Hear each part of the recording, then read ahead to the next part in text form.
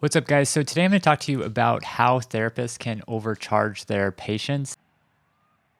And the reason I want to talk about this is I've had some recent experiences not too long ago where I actually took my son to the hospital and we were overcharged quite a bit. It ended up being like $15,000, and I was able to get it down to $2,000 just because of errors with medical billing.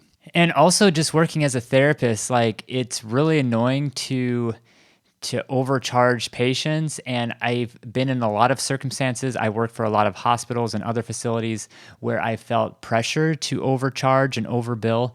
And so that's why I kind of wanted to address this today. So, why are therapists and other professionals in healthcare just encouraged to overbill? Now, I can't say for everyone, but I know for therapists, we have these productivity standards. And for example, we may have to see a certain amount of patients within our 8 hours, and we may have to, out of that 8 hours, we have to meet a certain criteria of productivity. For a lot of therapists, that means 95%, 90%, 75% of their working hours, they have to be spending their time with the patients and meeting these crucial needs for billing and spending time with the patients. So it's kind of crazy. In some facilities, they actually require 90 to 95% of your time spent with the patient is part of your working day, which isn't reasonable at all because you have time throughout the day where you have to take breaks, you have time throughout the day where you have to do documentation. But there are facilities that I've worked at in the past that required me to work 90 to 95% of my time spent only with my patients. Now, currently, I don't have to bill like this. I currently am able to see my normal caseload throughout the day, and I don't have these high expectations. I would say right now my productivity is probably like 65 to 75%, and it is much more lax than other places I've worked at. But I would say for the most part, therapists are constantly encouraged to meet their productivity standards. And if they can't meet these standards, they may be reprimanded. They may have a meeting to discuss what can be done to meet those needs. And it's just this constant battle and headache. And I feel like therapists in general are constantly feeling the pressure to meet these productivity standards and to just overbill for their time spent with patients. Okay, so how do therapists overcharge or overbill for their treatment time? Medicare has made it a lot easier now. When you do an evaluation, it's no longer time-based. You can just do an evaluation and you can bill a low, moderate, or high complexity. And so it's not based on how much time you spend with a patient. It's based on the patient's criteria. Are they a low complexity patient or they are a high complexity patient? So it's really based on how difficult this patient may be to do therapy with them, or what interventions that you might need to work with this patient to help them become independent. And so if you, in general, it's just like, are you working with a really high level patient or are you working with a low level patient that has really high needs? Now, the problem with this is a lot of times when therapists do an evaluation, they may bill for a low complexity evaluation or a high complexity or whatever, and they will also tack on some billable units for therapy. So say you do an evaluation, but you also did some like a cognitive assessment, or you did some cognitive interventions, or maybe you did some ADLs. You worked with a patient with getting dressed or grooming or things like that.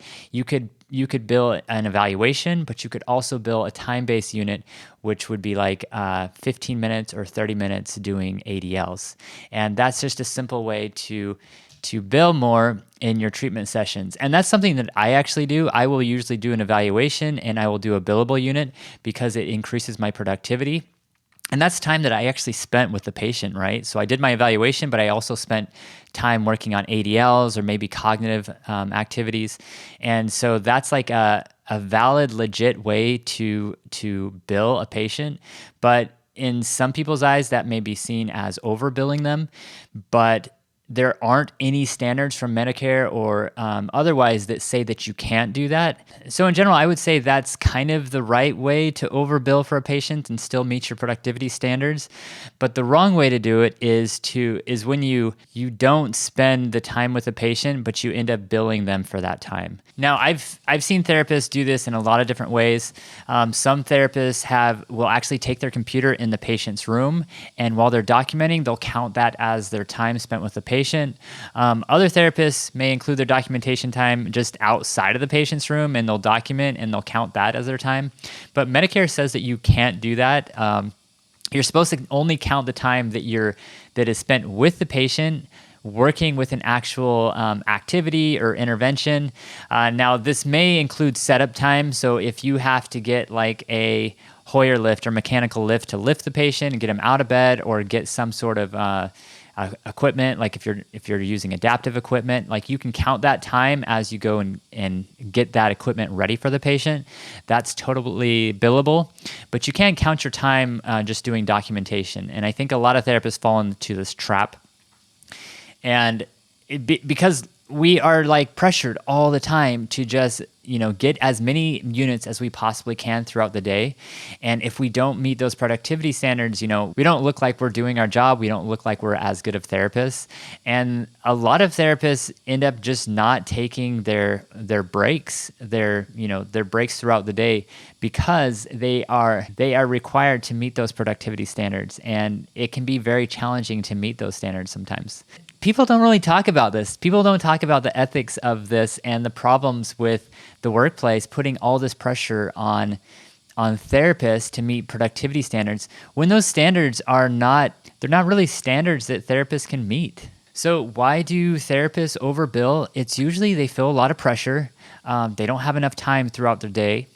And then a lot of times they'll just use their documentation time to count that as their treatment time. And a lot of times they'll just count, maybe they're going in to see a patient and they need to get all the information they can about that patient. And that could be time with documentation, looking at the patient's chart. It could be time spent talking to the nurse. And for the most part, like, you might be able to include that time. It's kind of a gray area, but that's definitely time that therapists usually will bill for. And is it ethical or not? It's really a challenging issue. And I think that Medicare needs to look at this. I think insurance companies need to look at this. I think hospitals need to talk about this, because so often therapists are just overbilling. And the patient is, every time you put an extra bill code on the patient's chart, you're costing them more money. Okay. So if I do an evaluation and I put an ADL as well, 1 or 2 ADLs, I'm charging the patient 3 times. And if I see the patient for 15 minutes or 30 minutes or 45 minutes, I'm charging them a unit for each extra 15 minutes that I spend with the patient. So that can definitely be a challenge in the therapy world. And I think this is an issue that needs to be addressed. And the easiest way I see to fix this problem, and I don't have a great solution, but the easiest way I see to fix the solution is just to get rid of time-based billing altogether. And it was really nice when they came out with the low complexity, moderate, and high complexity evaluations, because it's no longer time-based. It's just based on the patient's needs. And I think that's how it needs to be. So I think that therapy should not be time-based. And the second way I think that could really help this is to start looking at patient-centered goals. Now, Medicare calls this person-centered care, and they actually have these goals that you can use with the patient. They have different assessments that you can use, and what you're doing is you're really getting to know the patient better, and you're using different outcome measures rather than like an objective outcome measure. You're using subjective outcome measures to kind of figure out like what's going on with the patient, and how their experience is being in the hospital with their condition, how they're thriving, and what you can do to help. And I think this can actually make a huge difference in healthcare. And I think if therapists could work on that approach, start doing these assessments that's more patient-centered, and then use interventions based on these goals to help the patient, I think that could make the biggest difference. I think we need to start just kind of get away from time-based uh, treatment sessions, or maybe even bill patients as like a low, moderate, or high complexity therapy session, because not some of our therapy sessions are just really easy. We're spending a little amount of time with the patient. Maybe we're just going there in there really quick to do some education, and that could be like a low complexity treatment session. Or maybe we're going into the room and we're spending all this time. We spent like maybe over an hour with the patient, and this could be a high complexity therapy session. I kind of think this just would be a simple way to transition from the similar evaluation that's already in place to a treatment based session where we're not counting our time spent with the patient. We're just counting the time that we're spending with the patient in a more meaningful way, and that's by using patient-centered goals and by changing time-based units to more patient-centered quality time. And I think this could make a huge difference. But I don't think this is like an absolute solution, because I don't have a great solution for this. But I definitely think that we need to move away from time-based and stop overbilling for therapy. We need to stop tacking on all this additional time that we didn't spend with our patients. And if a patient refuses us, we should just walk away and say, okay, that's fine. In the hospital, a lot of patients refuse us because they're tired, or they just went through a procedure, or whatever reason they have. And I think a lot of times we need to kind of motivate them a little bit and try to work with them. But I see in therapy, so often we are just pushing and pushing and pushing these patients because we want our billable time, and we are trying to meet those productivity standards. And that's not how the care in the hospital should be delivered. It should not be based on what I want. It should be based on how we can help the patient. So if you find yourself in a therapy session and the patient won't get out of bed because they're tired, and maybe they do need a little motivation, and that can be helpful. But if you're trying to really push them and being kind of mean sometimes by trying to get them out of bed, that's not the way to go about it. And a lot of therapists I see are doing that because they're trying to meet their productivity standards. And it should not be about meeting your productivity standards. It should be you're treating the patient because you want to make a difference, you want to help them, and you want them to be able to become as independent as possible. Now, if you're interested in patient-centered goals, there's actually a really good course on MedBridge all about this. I'll leave it in the link in the description with my referral code. I took this course a while back, and it gives you all the information that you need to get started on providing these patient-centered goals to just improve their quality of life.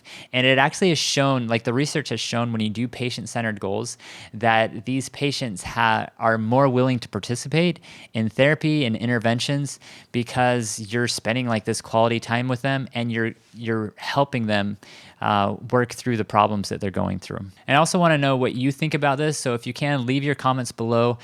And what do you think that could happen that could help therapists to stop overbilling patients?